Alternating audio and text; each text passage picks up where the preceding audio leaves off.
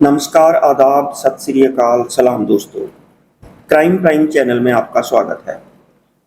आज की कहानी एक ऐसे शातिर हत्यारे के बारे में है जिसने हत्याएं करने से पहले इंटरनेट पर स्टडी की ताकि हत्या का ऐसा तरीका ढूंढ सके जिससे मरने वाले की मौत बिना खून बहाए हो जाए और साथ ही देखने वालों को ये लगे कि मौत दिल के दौरे से हुई है। वह कितना कामयाब हुआ, कामयाब होने के बाद कैसे एक घटना के बाद उसकी असलियत जग जाहिर हो गई, आइए आपको बताते हैं। तमिलनाडु की राजधानी है चेन्नई। चेन्नई में भीड़ भाड़ वाला इलाका है थाउजेंड लाइट्स रोड। बात 19 अप्रैल 2015 की है। इस सड़क पर से पैदल गुजर रहा जॉन फिलोमिनन नाम का व्यक्ति अचानक गिर जाता है। उसे अस्पताल ले जाया जाता है जहां डॉक्टर उसे मृत घोषित कर देते हैं।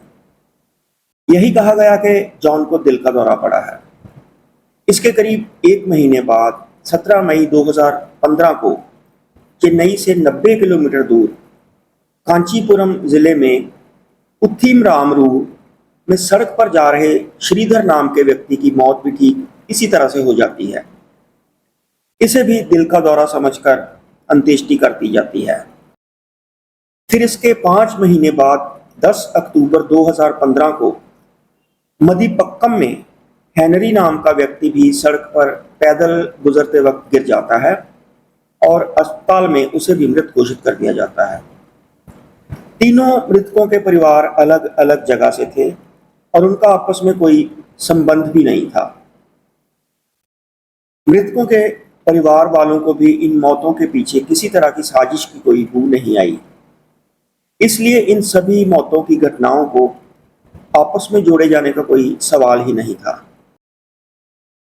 इसके अगले साल 4 अप्रैल 2016 को चेन्नई के इंजमबक्कम इलाके का रहने वाला 41 वर्ष उम्र का स्टीफन नाम का व्यक्ति पुलिस को सूचित करता है कि उसके घर से लाखों की नकदी और गहने चोरी हो गए हैं। स्टीफन रियल एस्टेट से जुड़ा एक बड़ा नाम था। पुलिस उसके घर को आने जाने वाले रास्तों के सीसीटीवी कैमरों की रिकॉर्डिंग चेक करती है तो 3 संदिग्ध लोगों को हिरासत में लेती है। इनके नाम थे आर बालाजी, जे आनंदन और वी सतीश कुमार। तीनों पेशे से टैक्सी ड्राइवर थे और वे तीनों ही स्टीफन के परिचित थे। पूछताछ के दौरान उन्होंने चोरी की बात कबूल कर ली।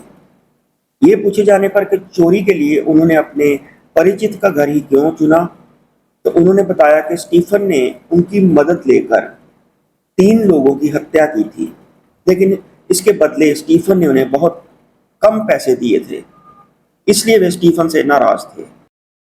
पुलिस ने स्टीफन को भी हिरासत में ले लिया। उसके घर की तलाशी के दौरान अर्जेंटीना में बनी 2 प्रतिबंधित पिस्तौल और 1 किलो साइनाइड नाम का जहर बरामद हुआ। कड़ाई से की गई पूछताछ में स्टीफन ने बताया कि उसने अपनी हिफाजत के लिए ये पिस्तौल मुंबई से 16 लाख रुपए में और साइनाइड एक व्यापारी से 1.5 लाख रुपए में खरीदा था। स्टीफन की अपनी पत्नी मैरी रोजलीन से अनबन थी और वह अलग रह रही थी।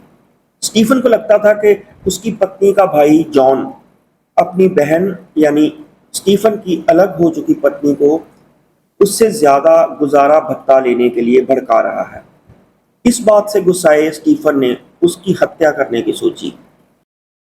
वह इस तरीके से अपने साले जॉन की हत्या करना चाहता था कि उसकी मौत नेचुरल लगे।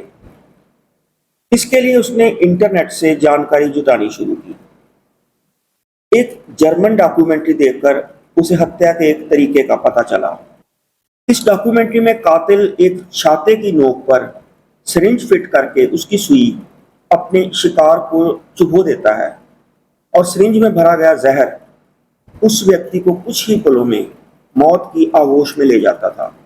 स्टीफन ने ऐसा ही किया। उसने अपने परिचित आर बालाजी, जे आनंदन और वी सतीश कुमार को पैसे का लालच देकर जॉन की हत्या के लिए राजी कर लिया।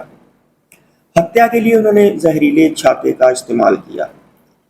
स्टीफन ने पुलिस को बताया कि उसने और उसके 3 सहयोगियों ने एक छाते के ऊपरी हिस्से में सिरिंज फिट की और उसकी नोक बाहर की ओर रखी।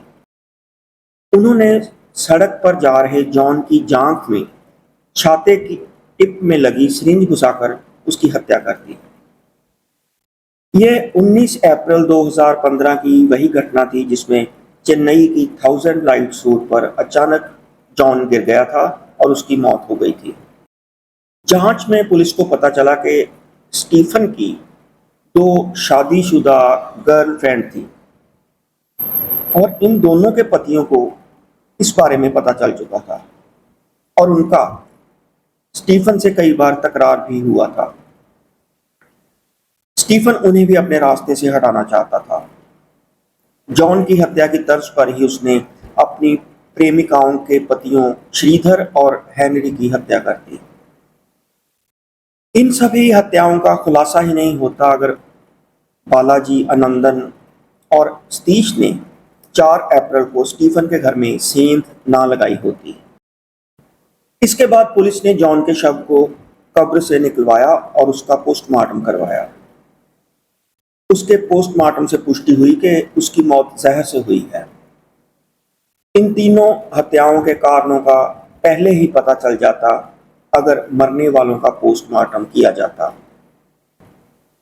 भारत में इस तरह से जहर वाली सुई चुभोकर हत्या करने के ये पहले मामले थे और अगर स्टीफन के घर चोरी ना होती तो इन हत्याओं का राज कभी ना खुलता। चारों मुजरिमों के खिलाफ मामला दर्ज किया गया और कानून के अनुसार उन्हें सजा मिली। तो ये थी आज की कहानी। आपके सुझावों और प्रतिक्रियाओं का इंतजार रहेगा। तब तक के लिए बाय बाय। धन्यवाद।